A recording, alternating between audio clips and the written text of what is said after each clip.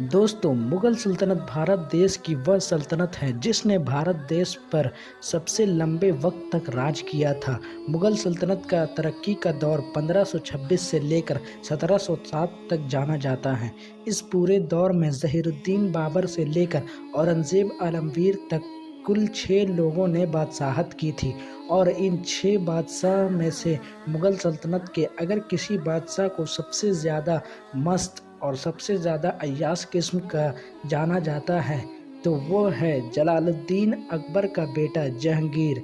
दोस्तों, आज की इस वीडियो का टॉपिक भी जहांगीर ही है, क्योंकि इससे पिछली वीडियो में हमने आपको मुग़ल सल्तनत के तीसरे सुल्तान यानी अकबर के बारे में बताए थे। इसलिए आज की इस वीडियो में हम बात करेंगे मुग़ल सल्तनत के चौथे सुल्तान यानी नसीरुद्दीन मोहम्मद सलीम यानी जहांगीर के बारे में। हम जानने वाले हैं कि आखिर जहांगीर कौन था, उसने अपनी पूरी ज़िंदगी कैसे गुजारी, और साथ ही हम ये भी जानेंगे कि ऐसी क्या वजह थी कि जहांगीर को अपनी सल्तनत को एक औरत को देनी पड़ी, और आखिर वह औरत कौन थी और जहांगीर ने अपनी सल्तनत को इस औरत को क्यों दिया था। तो दोस्तों, इस तरह की तमाम चीज़ें जानने से पहले हमारी आपसे एक छोटी सी गुजारिश है कि नए आने वाले फ्रेंड चैनल को सब्सक्राइब करें, और साथ ही हमारी हौसला अफजाई के लिए वीडियो को लाइक ज़रूर कर दिया करें, ताकि इसी तरह के हिस्टोरिकल वीडियोस का ये सिलसिला हम जारी रख सकें। तो दोस्तों, जहांगीर मुग़ल सल्तनत के तीसरे सुल्तान यानी जलालुद्दीन अकबर का बेटा था। जहांगीर की पैदाइश 1569 को फ़तेहपुर सिकरी में हुई।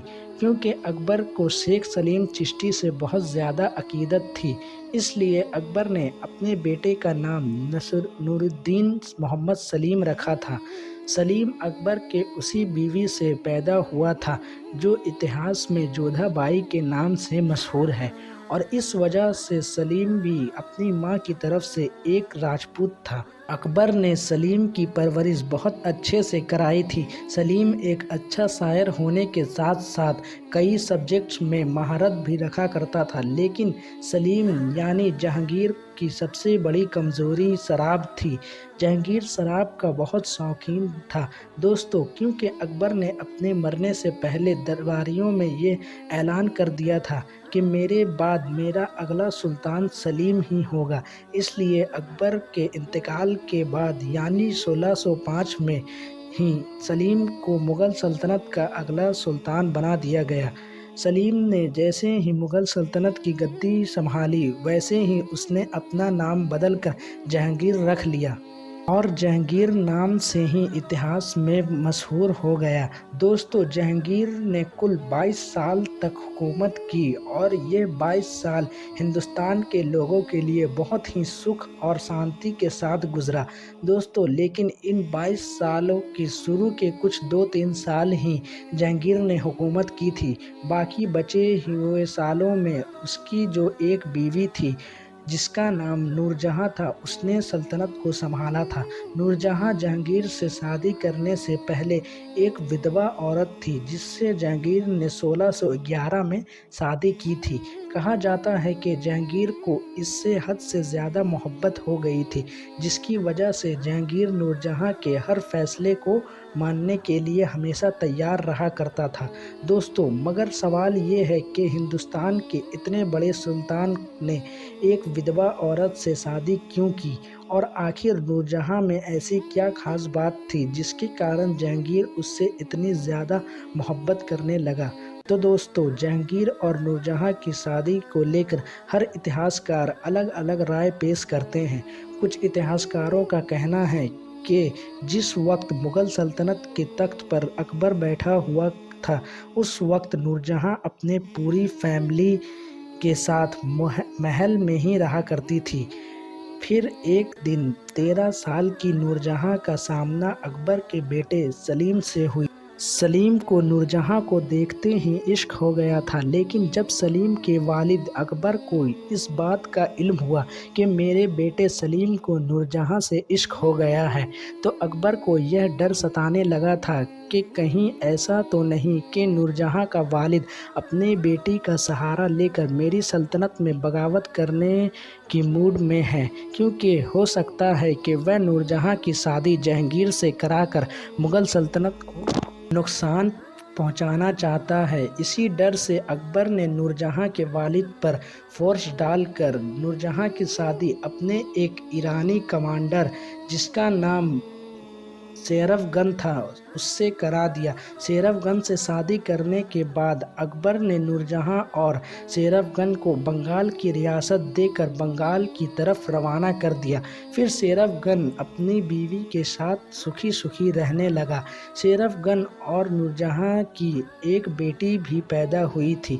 دوستو، بنگال میں بھلے نورجہاں اپنی زندگی اچھے سے گزار رہی تھی، لیکن جہانگیر نورجہاں کو نہیں بھلا پایا تھا، لہٰذا اکبر کے بعد جب جہانگیر سلطنت کا اگلا سلطان بنا تو اس نے سب سے پہلے اپنی محبت یعنی نورجہاں کو واپس پانے کا ارادہ کیا۔ کہا جاتا ہے کہ جہانگیر نے اپنے ایک بھائی جس کا نام قطب الدین تھا اس سے کہا کہ تم بنگال جا کر سیرف گن سے کہنا کہ وہ بادشاہ کی عزت اور محبت کے لیے تم اپنی بیوی نورجہاں کو طلاق دے دو، کیونکہ بادشاہ جہانگیر اس سے شادی کرنا چاہتے ہیں۔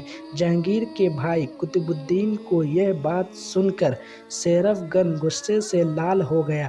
اس نے غصے میں تلوار نکالی اور قطب الدین کو قتل کر دیا، لیکن جوابی حملے میں قطب الدین کے سپاہی نے سیرف گن کو وہیں پر ڈھیر کر دیا اور نورجہاں کو بندی بنا کر آگرہ لے آیا گیا۔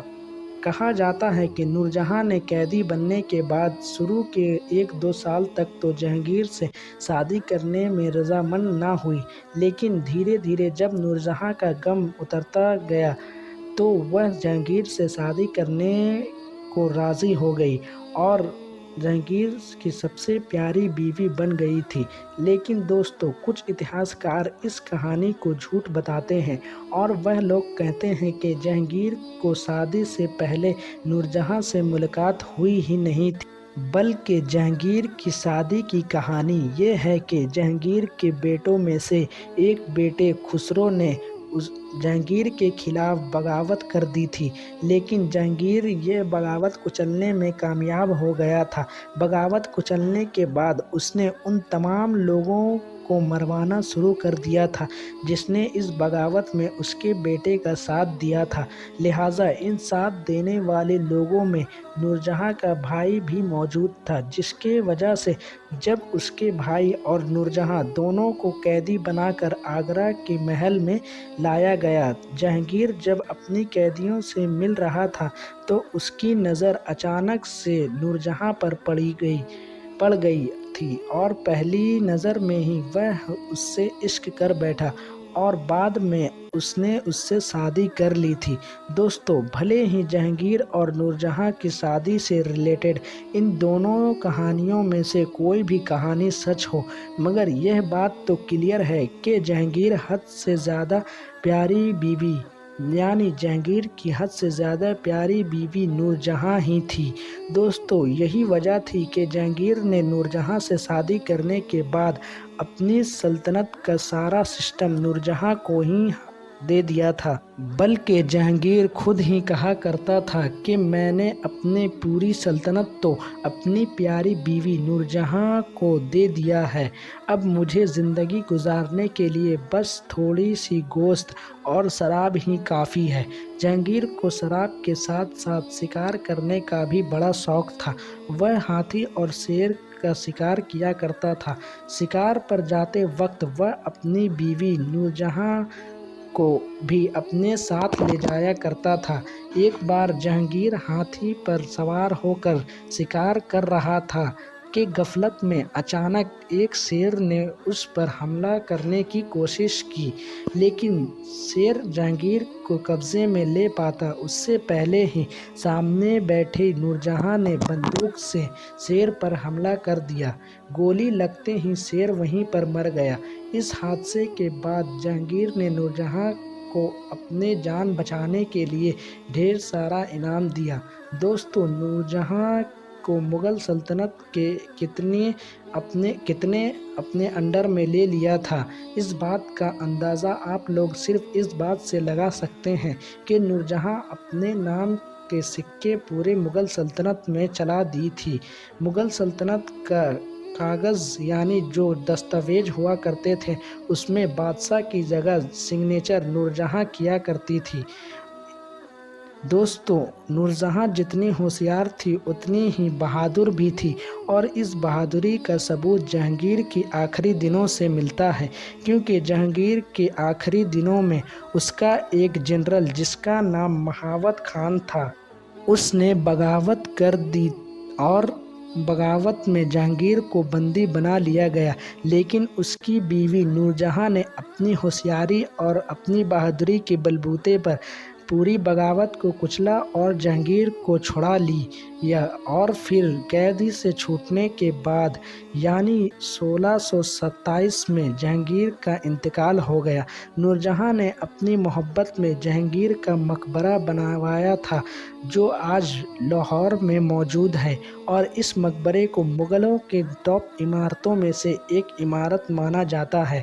تو دوستو، آج کے لیے بس اتنا ہی، ملتے ہیں اسی سیریز کے نیکسٹ ویڈیو میں۔ تب تک کے لیے السلام علیکم ورحمۃ اللہ وبرکاتہ۔ اللہ حافظ۔